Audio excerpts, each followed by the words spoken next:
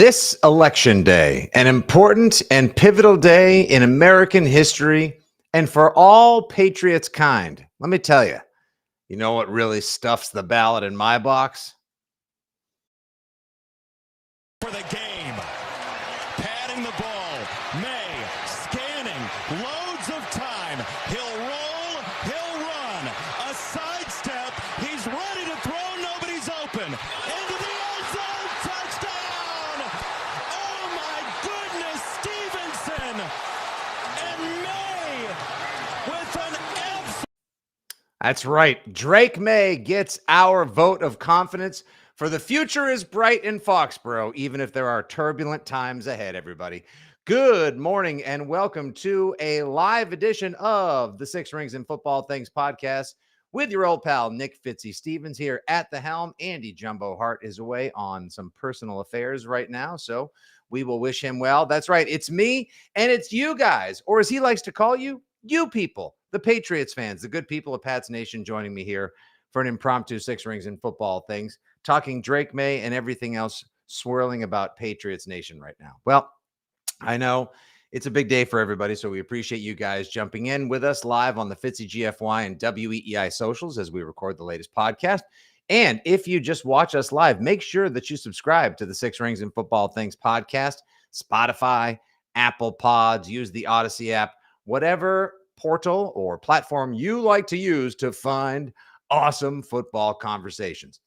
I'm particularly happy to see some of you guys in the chat. Our old pal Jeff Stenberg. Wait a second. No, Andy, this show just keeps improving. We laugh because we love. And also, hey, he's never been afraid to take shots at me as well when I've been away. So we wanted to just sort of lay out how things are moving around right now in Pats Nation. I'm happy to see that everybody who has joined me here right now is as thrilled as I am with the way things are going. Now, first things first, the Pats lost on Sunday, and it was a painful loss at that because, number one, obviously they lose to a team that we all deemed inferior to them as well. Had a good defense, absolutely no offense to speak of. They're not sure what their future is under center and at the helm because there's issues with Will Levis, Mason Rudolph, old family friend of the Mays, nothing much to write home about as well.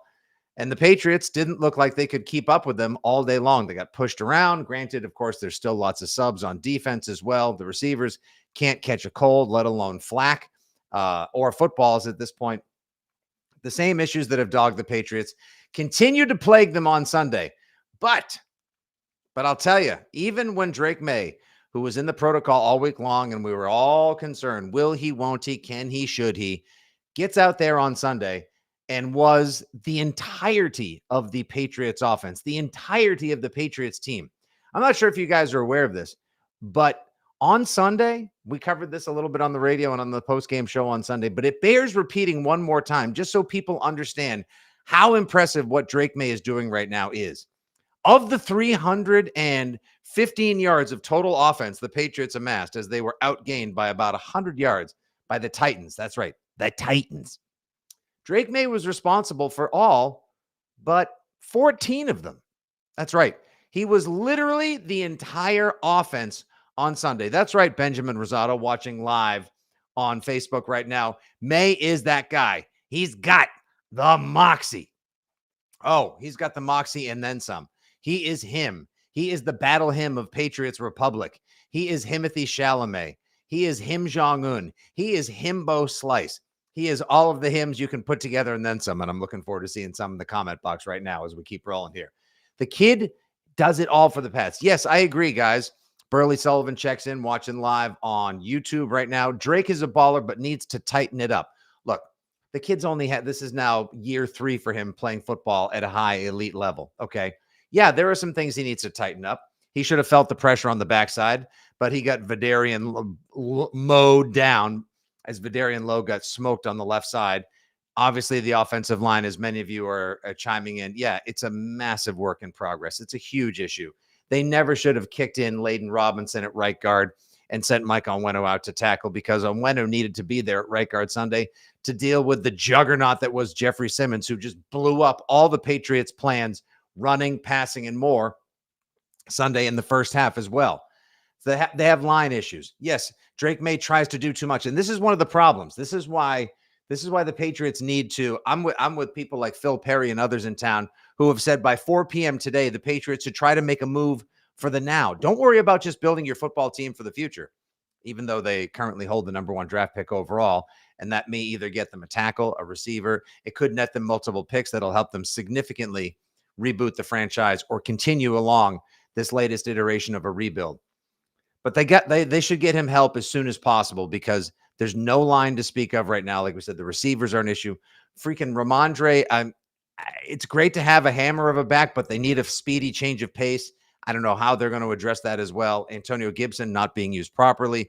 JaMychal Hasty, what would you say you do here? Poor Hunter Henry, who's having the best year of his career. That dude is going to need to get in a cold tub on January 6th and stay in there until February 14th. He is in a freaking motocross rollover multiplied by an Evel Knievel bus bike accident every freaking Sunday. This is unbelievable what this guy's going through this year. He's been absolutely spectacular, but I think it's unfair that how much they're asking Drake May to do. So when you say like he's going to have to tighten things up, that Drake May needs to finesse some elements of his game, sure. He's also 22, for God's sakes. What has he started? He started 4 games and he's played 3.5 up to this point. Yeah, he'll figure out coverages. Yeah, he's going to get tricked. I got news for you. Tom Brady and Peyton Manning threw a couple interceptions in their day as well, including their rookie seasons, like Peyton Manning, who led the friggin' league in interceptions. And then guess what happened the next year? He led the league in touchdown passes. So take heart, Pats people. Drake May, who has a want to learn.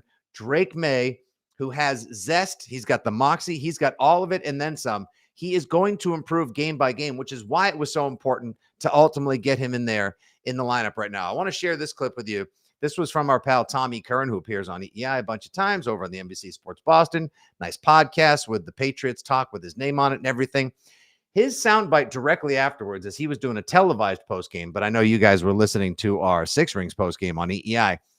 This is exactly what I've been looking for ages now on the New England Patriots. The star power, the draw, the gravitational pull. Maybe, just maybe now, we're not going to get people doing that whole routine with the electrical tape or the masking tape, the duct tape on the back of their Mac Jones or their Garoppolo jerseys where they scribble in May. Maybe now, just maybe, things will change for the better. Take a listen. It's the kind of game that makes kids buy the jersey. Yeah. That makes dads and moms buy the jersey and show up and sells a lot of May jerseys. And Mac Jones really never had a game like that. Never where he put on the cape and brought the team down the field. And Drew Bledsoe didn't have a lot of those early on in his career until the great finger game, or the last one in 1993, the 70 attempt game in 1994. Those are the things that really captivate and capture your audience.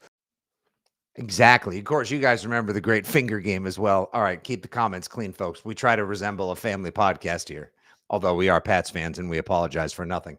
And you guys remember 1994, the great game where Bledsoe came back, 70 passes, beat the Vikings, touchdown pass to Kevin Turner in overtime. Spectacular effort. That's what you're getting right now from Drake May, except he's further along than Bledsoe was in year 2, 4 games into year 1. Just imagine what he would do. My God, my kingdom to have freaking Kevin Turner and Sean Jefferson and Vincent Brisby and one of the great underrated Patriots, if not NFL players and tight ends of all time, Ben Wintercoats. Like I said, Hunter Henry's doing an awesome job.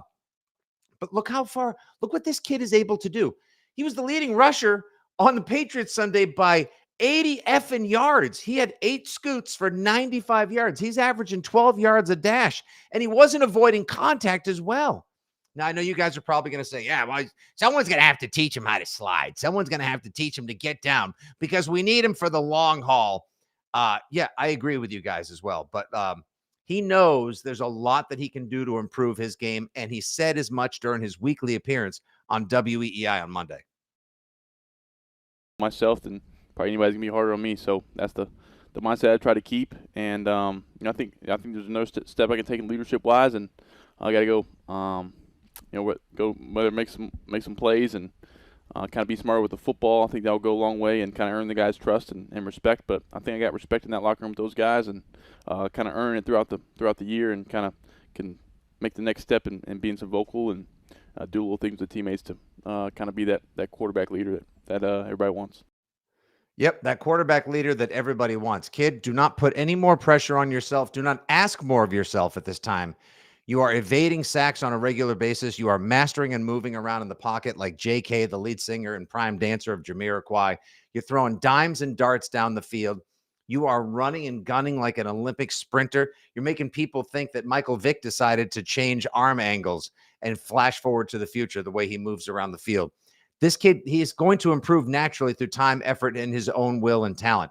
The Patriots cannot ask more of him. So as we hit this sort of midseason point now, Pats are literally not 9 weeks into an 18-week season. There's only 8 games to go. Thank God. Actually, I'm enjoying watching his progress at this point. So even if they finish 2-15, 3-14, top number 1, number 2 pick overall, I'm enjoying watching the progress of Drake Maye because we definitely have a certain something.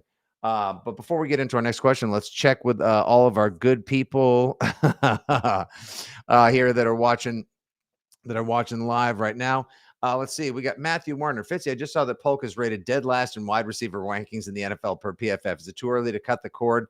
Stash him on IR, a little Foxborough flu. Try again next summer. No. Listen, this is one of the main questions that has actually come through recently is what in the holy hell has happened in that wide receiver room? Think about it.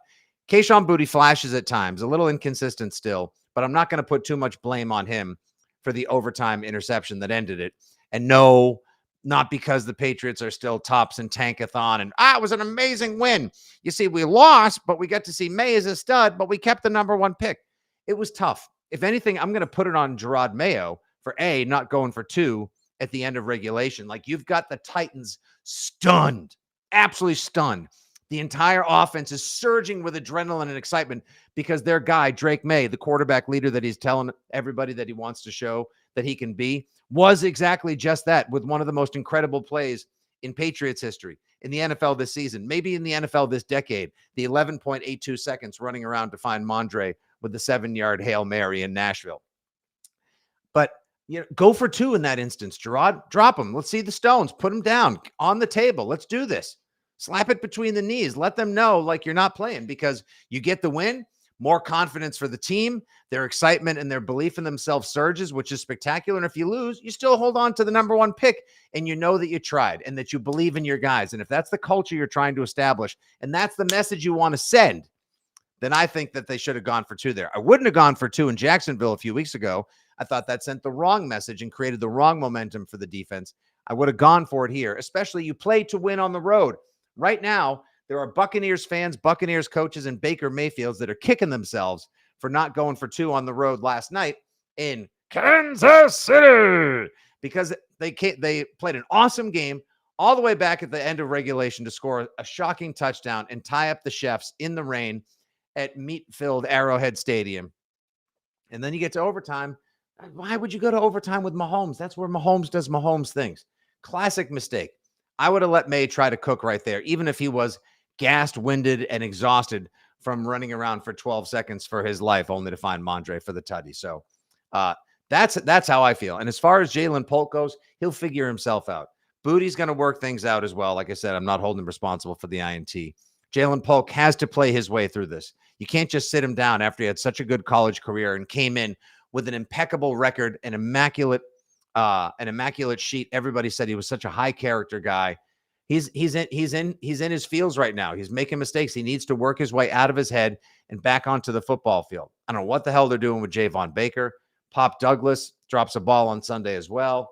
Kendrick Bourne trips on the final play of the game, which frees up the safety to come over near Boutte. And again, Coach Mayo, what the hell are you doing throwing into the wind in overtime? Drake Maye took responsibility for the throw because he said he should have read it differently because he threw a 60-yarder into the wind as well. I mean, I'm zero blame to Drake Maye. Zero blame to Drake Maye. I need these Patriots receivers to figure some of their own shit out right here and not put it on everybody else. There you go. Okay, here you go. Here's a thought from a lot of people. Jordan Watson, one of our favorites here on Six Rings, watching live on Facebook as we record the latest pod. I don't think the players are soft. I think the coaches are soft. You know what?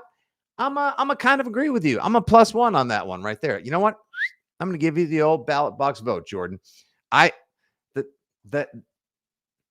don't see aggression from them. I see timid play calling, Too many run plays that force Drake into third and longs where he's got to use his God-given skills and his unbelievable ability, as Alex Van Pelt has called it, to process the field at such a high level at such a young age with such limited professional experience.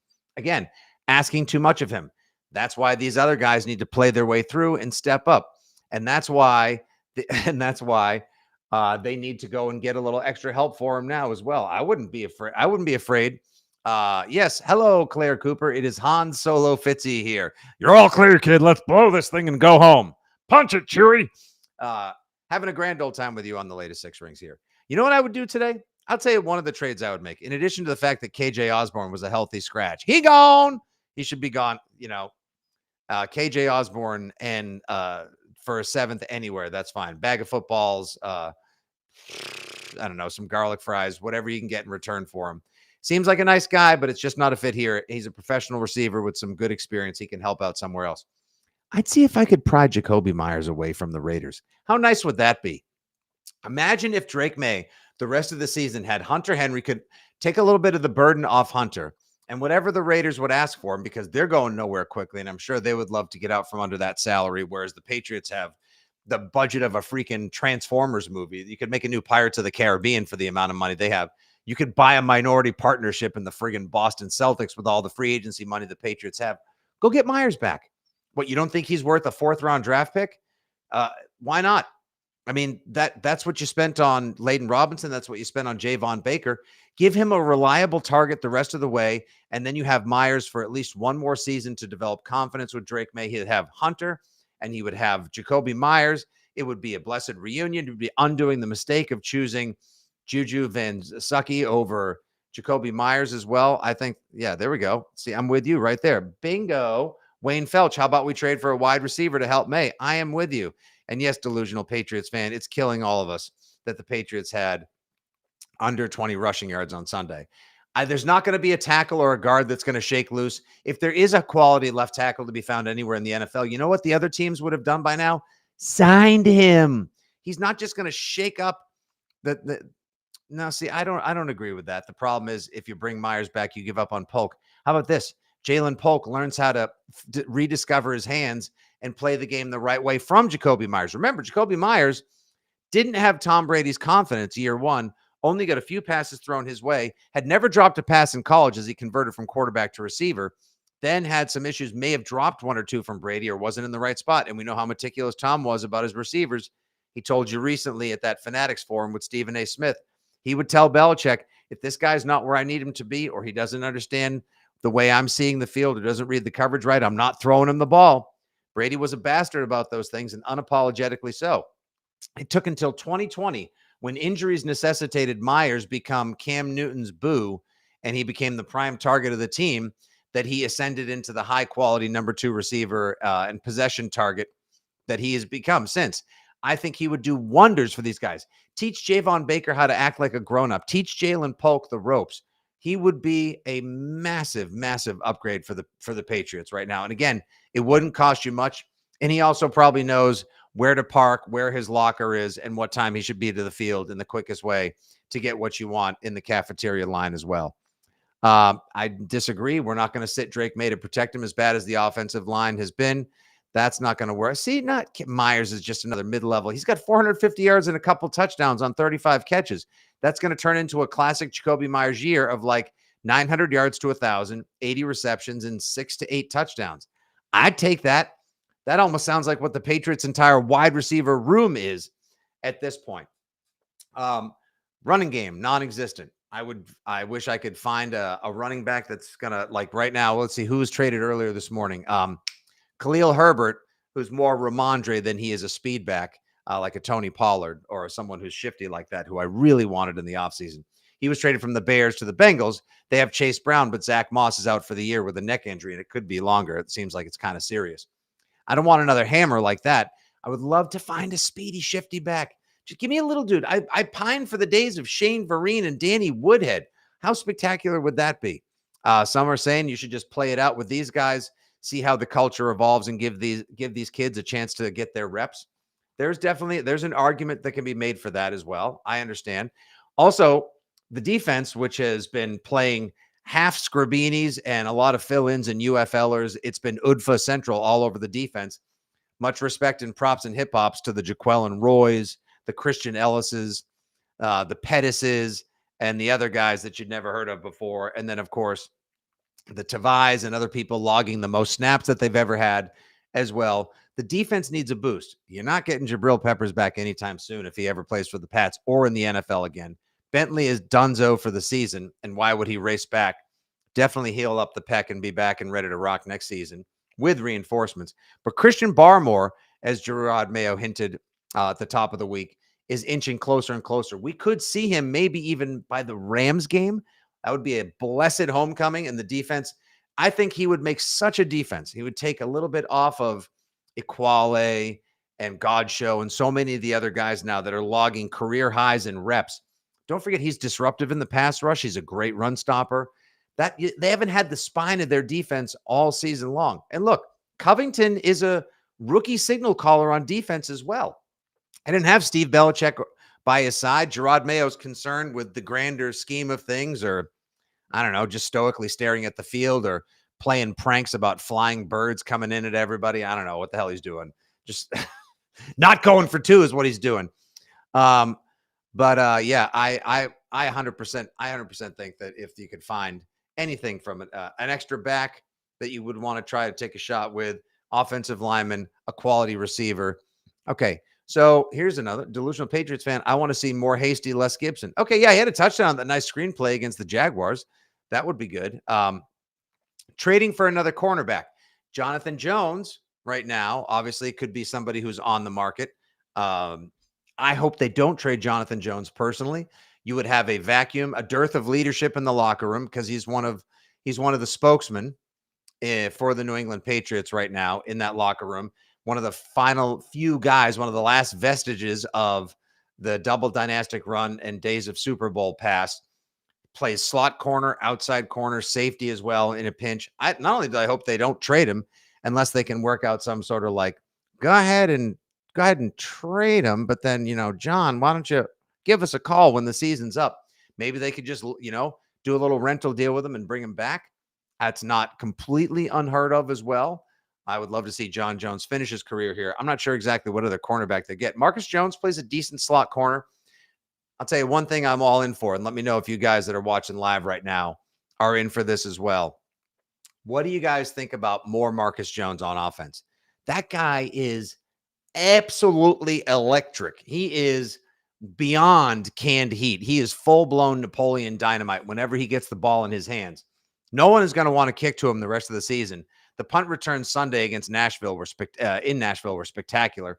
Put him on offense a little bit more. What do you got to lose? Well, possibly a slot corner if he gets dinged up, I guess. And you don't exactly have a lot of depth on defense in the first place. But you also what if he can make some plays for Drake May? He may open things up on the offense.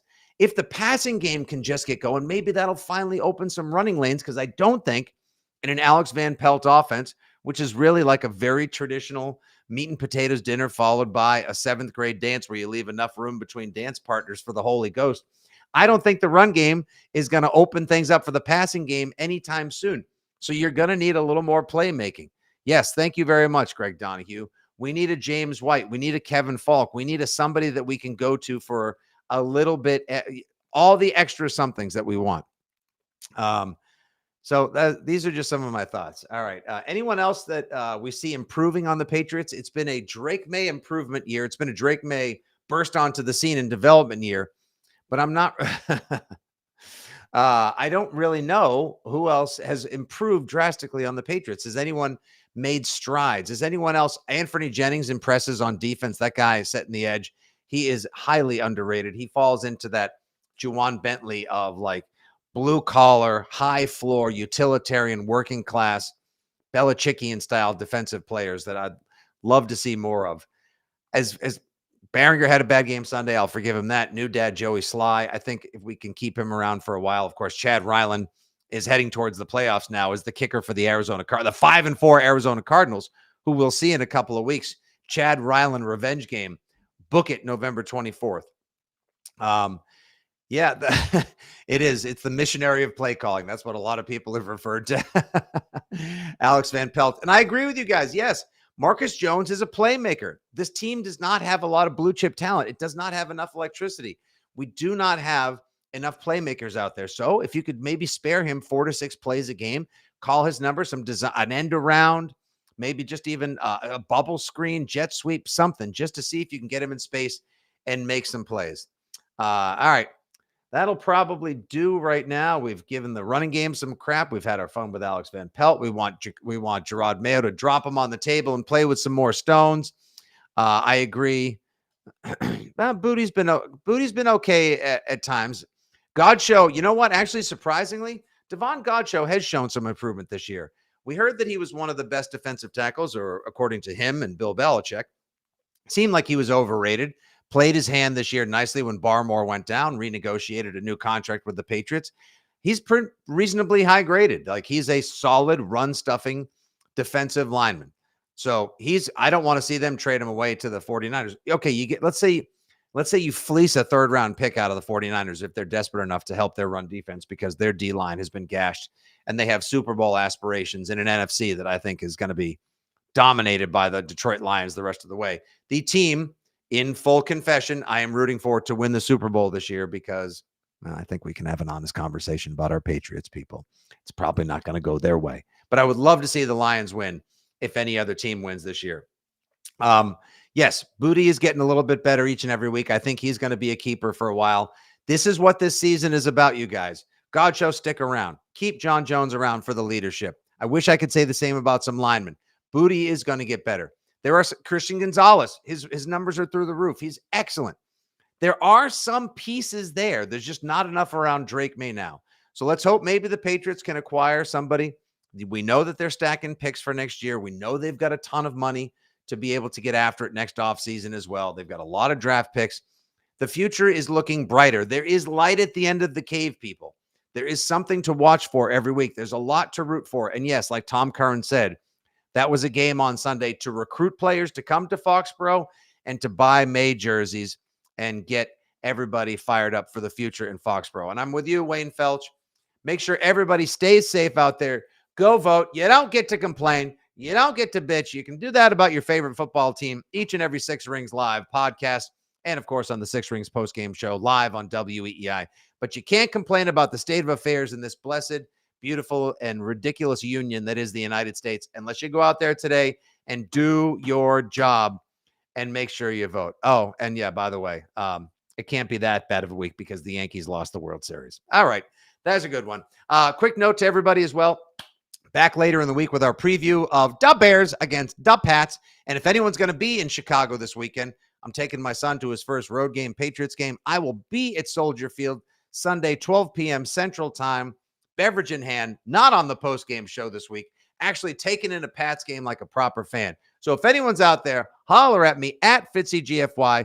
Let me know where you're at, and maybe we'll get a chance to meet up for a frosty one and cheer on our favorite football team in one of the great cities in America. It has been a pleasure having you people, Pats fans, the greatest fans in all the land, with me here on a recap and preview Pivot Patriots podcast done Six Ring style. You guys take care. Have an awesome rest of your day. Stay away from the corn dogs. What are you talking about? Get out of here.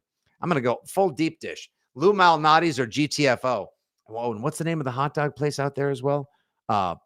Portillo's. That's right, Portillo's. Chicago dogs and deep dish and old style for life. You guys have a great day. Get out there and vote. We'll talk to you later in the week. Hooray for Drake May.